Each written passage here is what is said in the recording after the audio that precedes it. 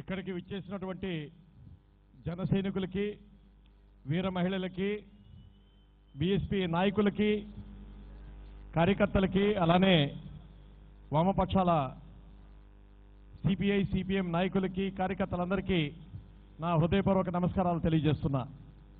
ఈరోజు ఆంధ్రప్రదేశ్ రాజకీయ చరిత్రలో ఒక మలుపు తిరగబోయే రోజు. మనం చూస్తూనే ఉన్నాం. గత 72 సంవత్సరాలుగా మనకి స్వాతంత్రం వచ్చి 72 సంవత్సరాలు అయితే ఈ రోజు వరకు అధికార ఫలాలు, అభివృద్ధి ఫలాలు కొన్ని వర్గాలకి పరిమితమయ్యాయి. అధికారం పోయింది.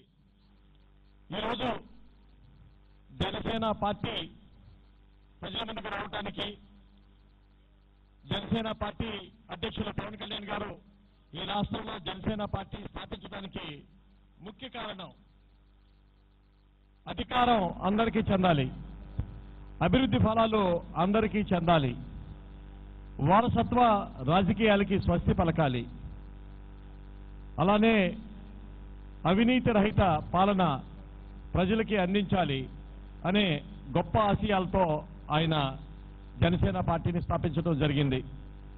ముఖ్యంగా ఈ రాష్ట్రంలో బడుగు బలహీన వర్గాల ప్రజలకి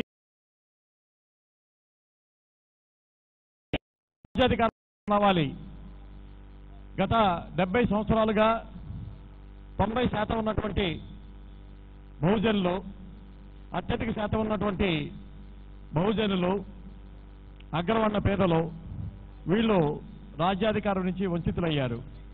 రాజ్యాధికారం వాళ్ళ చేతికి రావట్లేదు కాబట్టి వాళ్ళు ఇంకా కింద స్థాయిలోనే ఉన్నారు. అందుకే ఈ చిత్రం మారాలి.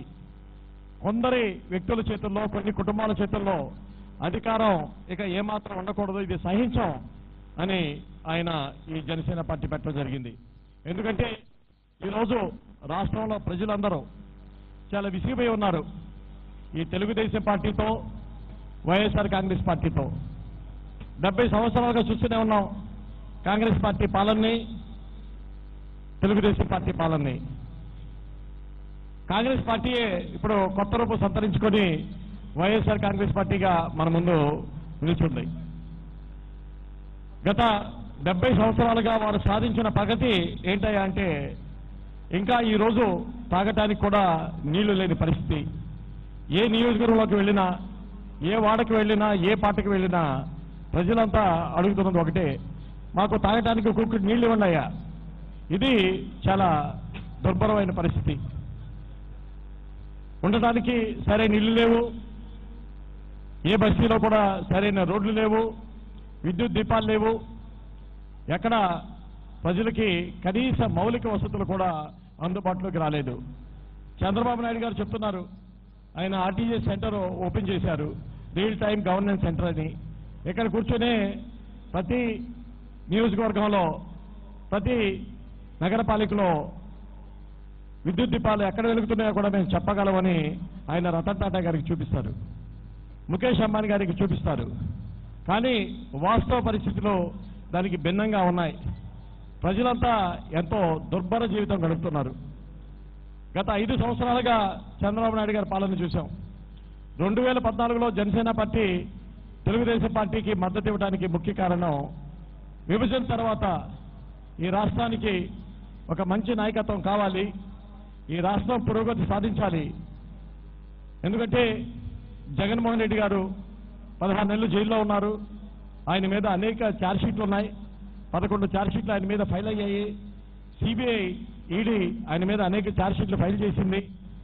ఆయన 48,000 కోట్ల అవినీతి చేశాడని సిబిఐ ఛార్జ్షీట్లు ఫైల్ చేసింది.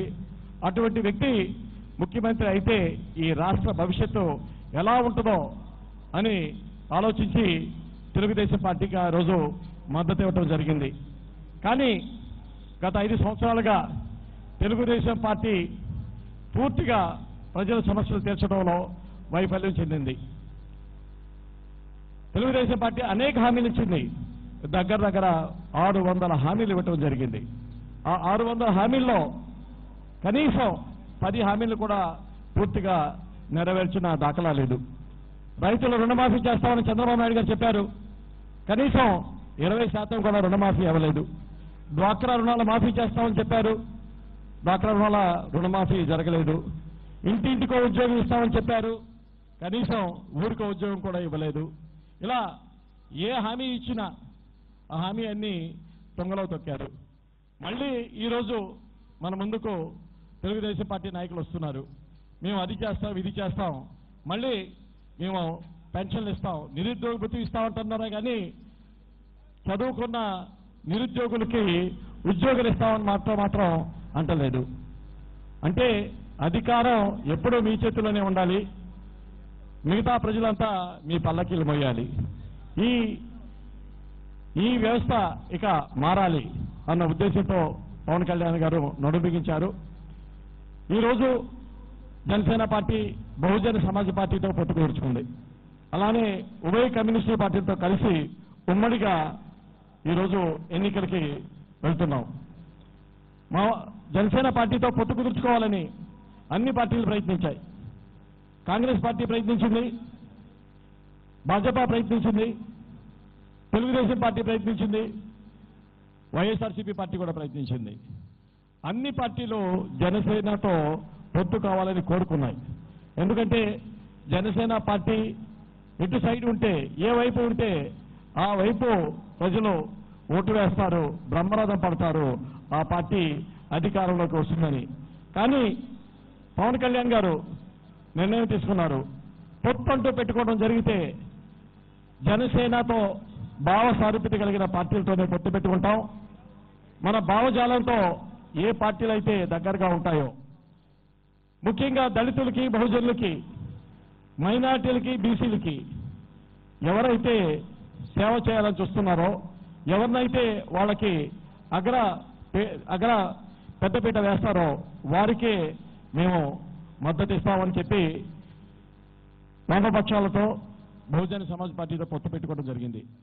ఆంధ్రప్రదేశ్ రాష్ట్ర చరిత్రలోనే బహుజన సమాజ్ పార్టీకి 24 సీట్లు ఇచ్చిన దాఖలా ఎప్పుడు జరగలేదు. కానీ జనసేన పార్టీ ఈరోజు బహుజన సమాజ్ పార్టీకి 24 సీట్లు కేటాయించాం.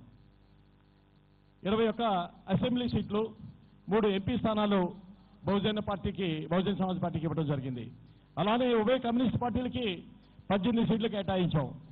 9 సీట్లు సిపిఐకి, 9 సీట్లు సిపిఎంకి కేటాయించడం జరిగింది.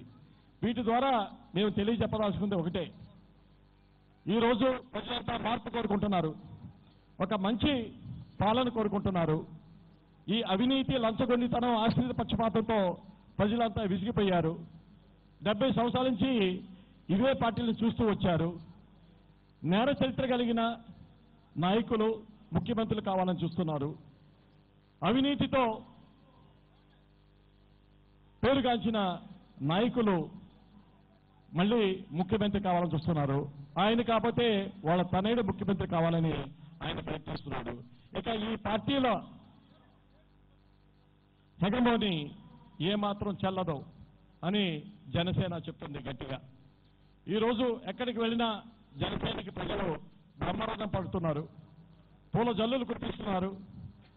రాబోయే రోజుల్లో జనసేన పార్టీ ఒక ప్రపంచం సృష్టించబోతుందని మాత్రం నేను గట్టిగా చెప్పగలను. ఒక సునామీని సృష్టించబోతుంది. ప్రజల మద్దతు జనసేనకు ఉంది. యువతరం ముఖ్యంగా జనసేన పార్టీని కోరుకుంటుంది. ఏ 10 మంది యువకుల్ని కదిలించినా, యువతుల్ని కదిలించినా 7 జనసేన పార్టీ కావాలనుకుంటున్నారు. అంటే 70% మంది యువతరం ఈరోజు జనసేన పార్టీ అధికారంలోకి రావాలని కోరుకుంటుంది. 50% పైగా మహిళలు జనసేన పార్టీ అధికారంలోకి రావాలని కోరుకుంటుంది. దళితులు జనసేన పార్టీ రావాలని కోరుకుంటుంది. అందుకే మనం రాబోయే కాలంలో రేపు 11 ఏప్రిల్న జరగబోయే అసెంబ్లీ ఎన్నికల్లో ప్రజలంతా ఒక మార్పుకి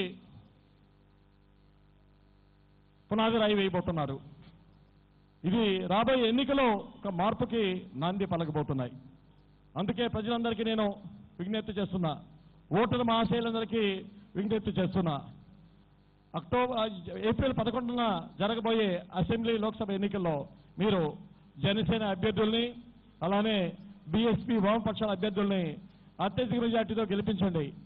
ఈ రాష్ట్రంలో ఒక మంచి ప్రభుత్వం ఏర్పాటయ్యే దిశగా మీరు మద్దతు పలకండి అని మీ అందరికీ విన్నవిస్తూ, ముఖ్యంగా మేధావులు, చదువుకున్న వాళ్ళు, ఉన్నత వర్గాలు, ఉద్యోగులు, మీరు 11 ఏప్రిల్ నాది ఒక సెలవు దినంగా భావించకుండా, ఓటు అనేది వజ్రాయుధం, ప్రజాస్వామ్యం ఇచ్చినటువంటి ముఖ్యమైన హక్కు అది. దాన్ని మీరు నిరుపయోగంగా చేయొద్దు. మీ ఓటు హక్కును మీరు వినియోగించుకోండి, వచ్చి ఓటు వేయండి. ఎందుకంటే మన తలరాతలు రాసేది మన ఓటే. ఆ ఓటుని మీరు సక్రమంగా వినియోగించుకొని మంచి అభ్యర్థుల్ని, మంచి పార్టీలని, మళ్ళీ అవినీతి పార్టీలకి అధికారం ఇవ్వకండి. అదే అవినీతి పార్టీలకి అవకాశం ఇవ్వకండి. వాళ్ళు ఈరోజు కోట్ల రూపాయలతో మీ ముందుకు వస్తున్నారు. ఎందుకంటే వాళ్ళ దగ్గర అవినీతి మార్గాల ద్వారా సంపాదించిన వందల వేల కోట్లు వాళ్ళ దగ్గర ములుగుతున్నాయి. ఆ వందల వేల కోట్లు మళ్ళీ ఎన్నికల్లో ఖర్చు పెడతారు. మళ్ళీ ఆ వేల కోట్లు తిరిగి రాబట్టడానికి వారి రాబోయే 5 సంవత్సరాలు దానికే వెచ్చిస్తారు. వాళ్ళు పెట్టిన దానికి 100 రెట్లు మళ్ళీ వాళ్ళు సంపాదించడానికి ప్రయత్నిస్తారు.